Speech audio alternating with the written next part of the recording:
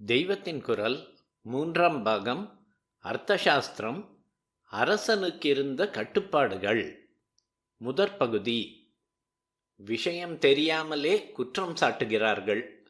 அப்பனுக்கு பின் பிள்ளைக்கு பட்டம், அதிலும் தலைப்பிள்ளைக்கு பட்டம் என்று லா ஆஃப் பிரைமோஜெனிச்சர் படி ராஜ்யாதிகாரம் போனதால் தகுதிக்கோ பிரஜைகளின் சம்மதத்துக்கோ இடமில்லாமலே அக்கால முடியரசு நடந்தது என்று இப்போதைய குடியரசுவாதிகள் சொல்வதும் இப்படிப்பட்ட குற்றச்சாட்டுதான்.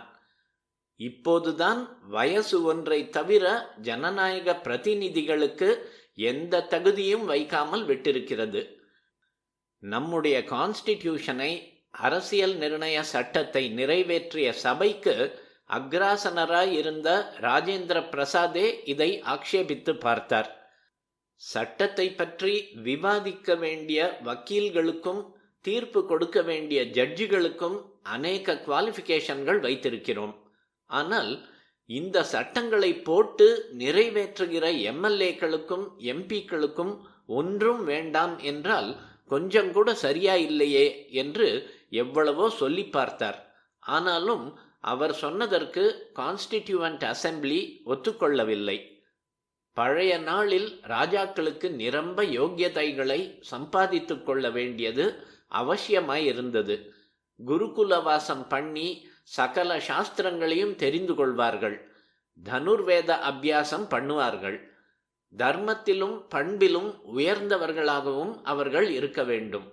ராஜாவாகி வெளி சத்ருக்களை ஜெயிப்பதற்கு முந்தி அவன் காமம், குரோதம் முதலான 6 உள் சத்ருக்களையும் ஜெயித்திருக்க வேண்டும் என்பது சாஸ்திரம். தகுதி எதுவும் போதாமல் துன்மார்க்கத்தில் போன அசமஞ்சன் மாதிரியான ராஜகுமாரர்களையும், ராஜாவான பிறகும் எதேச்சாதிகாரமாக தன் மனசுப்படி பண்ணின வேணன் போன்றவர்களையும் ஜனப்பிரதிநிதி சபையினர் ஒழித்தே கட்டியிருக்கிறார்கள். பிரைமோஜெனிச்சர், தலைப்பிள்ளைக்கு பட்டம் என்பதால் அவனுக்கு யோக்கியதாம்சம் இல்லாவிட்டாலும் அப்படி கட்டலாம் என்று அர்த்தம் இல்லை. எவனை விட யோக்கியதையுள்ளவர் இருக்க முடியாதோ அப்படிப்பட்ட ராமச்சந்திரமூர்த்திக்கே பட்டம் கட்டுவதற்கு முன்னால் தசரதன் சபையை கூட்டி அப்படி பண்ணலாமா என்று அபிப்பிராயம் கேட்டிருக்கிறான். சூரபத்மன், மகிஷாசுரன், ராவணன், துரியோதனன் மாதிரியானவர்கள் கூட பேருக்காவது மந்திராலோசனை என்று ஒன்று நடத்தித்தான் இருக்கிறார்கள் என்று புராணங்களிலிருந்து தெரிகிறது. சாக்ஷாத் ராமர் வானரங்களை கலந்தாலோசித்து விட்டுத்தான் சரணாகதி என்று வந்த விபீஷணனை அங்கீகாரம் பண்ணியிருக்கிறார். ரகுவம்சம் ஒன்றை பார்த்துவிட்டால் போதும், வரிசையாக சூரிய வம்ச ராஜாக்களை பற்றி சொல்கிற அந்த காவியம் தர்மசாஸ்திரம் மட்டுமின்றி அர்த்தசாஸ்திர கொள்கைகளும் பெருமளவுக்கு அமலுக்கு வந்துவிட்ட காலத்தில் எழுதப்பட்டதுதான். அதனால் அதில் சொல்லி இருப்பவை பிற்கால ராஜ தர்ம கருத்துக்களே எனலாம். சிலது இப்போது நினைவுக்கு வருவது சொல்கிறேன். வண்டானது எப்படி புஷ்பத்துக்கு வலி தெரியாமல் தேனை எடுத்துக்கொள்கிறதோ அப்படித்தான் ராஜா பிரஜைகளுக்கு கொஞ்சம் கூட சிரமம் தெரியாமல் அவர்களுடைய மலர்ச்சி குன்றாமலே வரி வசூலித்து எடுத்துக்கொள்ள வேண்டும் என்பது சாஸ்திரம். இதை இன்னொரு உவமையால் இன்னும் அழகுபடுத்தி சொல்லி இருக்கிறான் உவமைக்கே பெயர் பெற்ற காளிதாசன். சூரியன் எப்படி முதலில் பூமியிலிருந்து ஜலத்தை உறிஞ்சி கொண்டு அப்புறம் அதை பூமிக்கே மழையாக பொழிகிறானோ அப்படி திலீபன் பிரஜைகளிடம் இருந்து வசூலித்ததை பிறகு அவர்களுடைய நலனுக்கேயான காரியங்களில் செலவிட்டான் என்கிறான்.